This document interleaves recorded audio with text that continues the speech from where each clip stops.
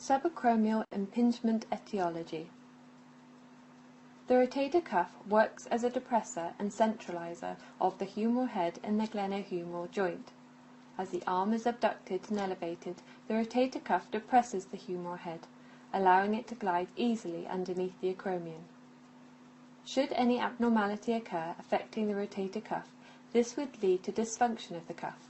Therefore, as the arm is elevated and abducted, the depressing and centralizing effect would be lost, and the humeral head would ride upwards closer to the acromion at risk of causing impingement. Pathologies that could do this are those directly affecting the rotator cuff, such as rotator cuff strain, partial or full thickness tears, calcific tendinitis, a tendinopathy due to chronic overuse, and indirect causes such as glenohumeral instability, labral tears, in particular slap tears, and abnormal muscle patterning problems of the shoulder. The acromion differs in individuals normally as morphological variants.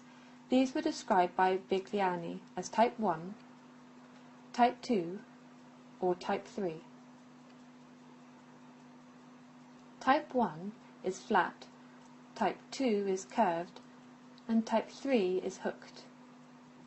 A person with type 2 or type 3 acromion would be at a higher risk of impingement due to the narrowing of the acromiohumeral space. In addition, with advancing age, people tend to develop spurs at the front and side of the acromion. This further reduces the subacromial space, increasing the risk of impingement.